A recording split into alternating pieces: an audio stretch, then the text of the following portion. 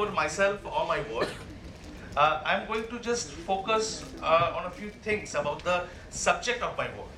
Many of you are aware, and some of you might not be, because I wanted to start by showing a video, given the average age of the audience. Unfortunately, it didn't work out. So I will make do with the presentation with the PPT. I'm not going to give you a history lesson, although I'm going to take a step back and remember a few things, because this year, 2022, is a very important year. It's the 75th anniversary of our independence, but it's also the 125th birth anniversary of the man who's primarily responsible for it. He created the momentum which made the colonial powers to make a hasty exit. There was no plan as such, but the momentum was created and they had to go. So I'm going to talk to you about Netaji Chandrachur Ghose, not about his politics, not about everything that he did, but to take out a few lessons from his life. Here is a man who disappeared on 18th of August 1945, and then he hasn't been in public life. But even today in 2022, when we hear about him, when we talk about him, there is an electric current that goes through us. Now, what creates that kind of a man? What are the forces that come together to create such a personality? Now, there are a few things which have happened. We have been independent for 75 years, as I said, and he has not been in the mainstream discourse also. I mean, whenever we talk, I am not going into the politics of it. This is a TEDx platform, so I cannot go there. But he has not been in the mainstream discourse of our freedom struggle, of our political discourse.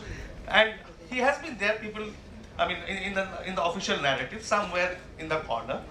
But he has lived in popular imagination. So much so that, I mean, the official narrative has ignored him so much so that the government files related to him were made public for the first time only in 1998. That is nearly 50 years after independence. And that too only a limited number of files. The next big declassification happened in 2010, for which me and my friends were responsible. We had to take a right to information campaign and fought a long and hard battle with the government. And finally they relented and declassified over 10,000 documents. We continued with the campaign, and the result was that when the new government, the NDA government, was formed under Narendra Modi, he promised that he would declassify every file related to Netaji. And that process started in 2015-16. So that gives you an idea as to how much has been kept in the dark about this one person. And that's why I have called him an inconvenient nationalist in my biography on him, which was recently published. So he's an inconvenient figure to all the mainstream political groupings, ideologically and for many other reasons. We will go into that briefly. But people remember him. He lives in popular imagination because of this. Because they remember that the last blow to the British Empire came from him. This is a cartoon. I wanted this a little bigger, but unfortunately it didn't happen. This is a cartoon which shows, depicts the Red Fort trial that happened in 1945-46. And it shows these lions, and soldiers coming out, and the repercussion it had on the entire country. It was an autonomous movement that was created. I want to see that. This is a gathering at the Lahore railway station to see just 3 of the soldiers in 1946. That was the kind of madness that was generated. So why do I want to talk about Netaji today? And why to an audience which is primarily made of students and such a young audience? There are a few things which made him special. There are a few factors which made him climb to that level of leadership, that level of success. It didn't happen overnight. it didn't happen automatically. There was no divine intervention. He had to work hard for it. Now, one very unique feature of his entire life was that at every step he had to face unimaginable number of hurdles. Not only the number of hurdles, but the nature of hurdles. And he had to overcome them. How did he do that? Now, these were some of the strategies. He prepared, he adapted, he innovated, and most importantly, which Pravinji said, never give up. Never give up.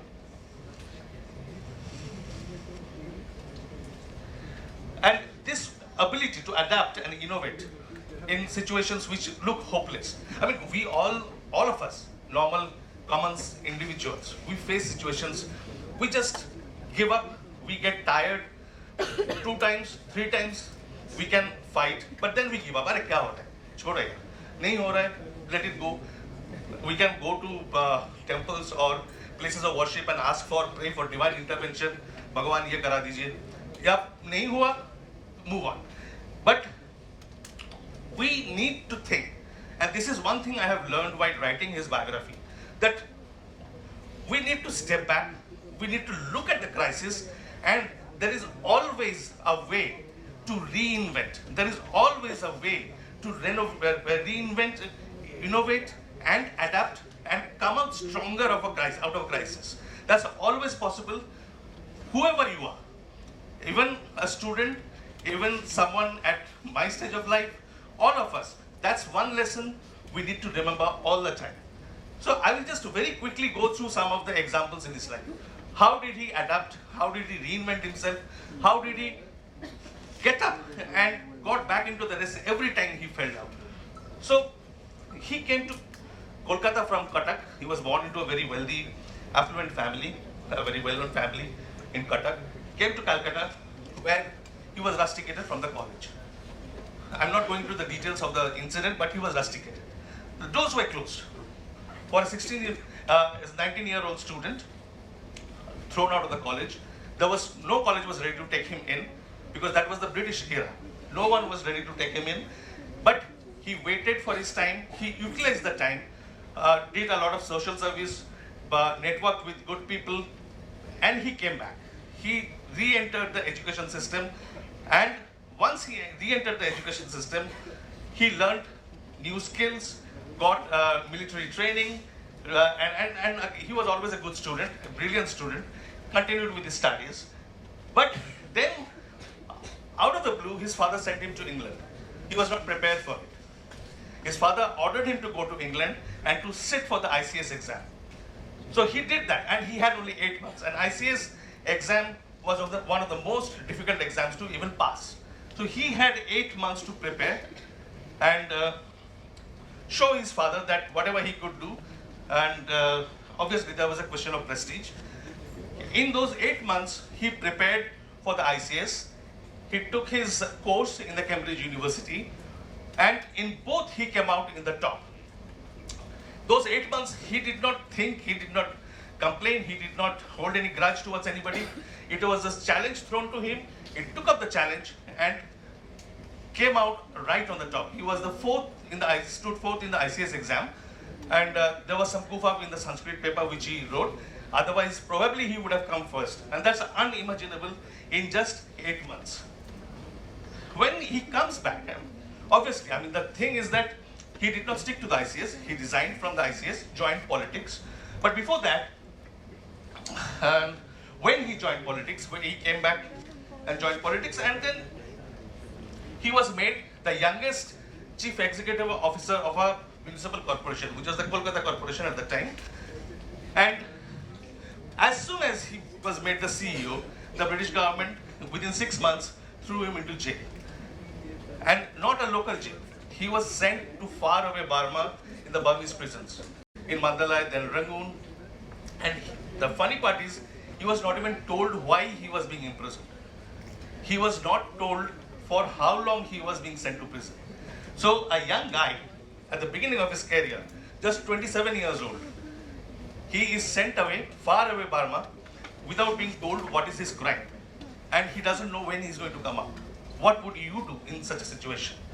In a very damp, wet climate, very unhealthy prison conditions, what would you do? He stayed there for 2.5 years and he prepared. He prepared himself to come back to Indian politics. He studied, he networked with the revolutionaries, he continued to keep in touch with the corporation affairs, with urban planning and everything. He did not allow himself to be broken down by the government, by the atrocities. He continued with that. And then he came back. When he came back in 1927, he was at the top. Very quickly he rose to the top of the Congress politics, the nationalist politics. Then as he was making his way up, as he was becoming more and more prominent, the British government realized that he is becoming such a threat that he cannot be kept in the country. He was imprisoned and he was sent to exile in Europe. So this was the second exile, 1924 and 1933. And then again he was told that you just go, you cannot come back. You cannot come back to this country unless we allow you to. And when will we allow? We are not going to tell you. So another indefinite exile. So he's sent to Europe. What does he do? Does he break down? Does he take it as a defeat? No. He goes there as an ambassador of India. He builds his network. He meets all the heads of the states. He meets prominent writers, intellectuals, students' organizations, and he builds his own network in Europe, throughout Europe, in Germany, in Italy, Czechoslovakia, all the countries. There, then once he is in a very comfortable situation, comfortable position in the sense when he thinks that he has achieved at least a large part of his goal, then he defies the British government to come back. The British government throws him back to jail in India again, no doubt, but he is back in India. Then he becomes, once he's released, he becomes a Congress president. Then he gets into a political struggle with Gandhiji. That continues until he is thrown out of Congress. He's suspended from Congress. He forms his own party. And then the struggle with the British government goes on hand in hand with his struggle against the Congress party, the Gandhian Congress, because he doesn't agree with the politics of the official Congress party. So there he is in a situation where he is neither liked by the British government nor is he liked by the Congress party. And then the British government throws him into jail again because the World War has started and he is not considered as a person who should be allowed to roam free. So once he is thrown into jail in 1940, what does he do? He escapes India. That's one of the most scintillating covert operations. Without letting anybody know, he manages to escape from India, lands up in Germany. In Germany, he sets up an army. He raises an army, sets up a government in exile, and when he feels that he's not getting enough help, things are not progressing, what does he do? He gets into a submarine, comes to Southeast Asia. So at every stage, he is moving forward with his goal. He is facing hurdles. Things are not working out according to his plan. He is reinventing, he is innovating, he is adapting, he is taking steps that will take his work forward. He's never giving up. And one thing here which he did in Southeast Asia, which ma'am said when she was talking about women's rights, he did something which is still unimaginable in today's India. We still don't have women in our combat forces. He raised a regiment of women, Rani Jhansi Regiment. That was in 1943. And we can't even think of that in 2022. So, I mean, if that man had come back, probably we would have seen many progressive steps taken. And when the war gets over, it's a hopeless situation. What does he do? He cannot surrender. He would not surrender. He will not give up. He has to look for new ways to liberate India. So he is looking for a new area to operate. So he takes a plane, travels towards Russia, looking for new allies. And then nobody knows exactly what happened. That is still under investigation, but that's the time when he disappeared. So if adapting and innovating, if these are the two characteristics which we saw through so many examples, we have to remember it has to be based on meticulous planning. So this person was not only prepared, he was not only making his plans, not a single plan, but he always had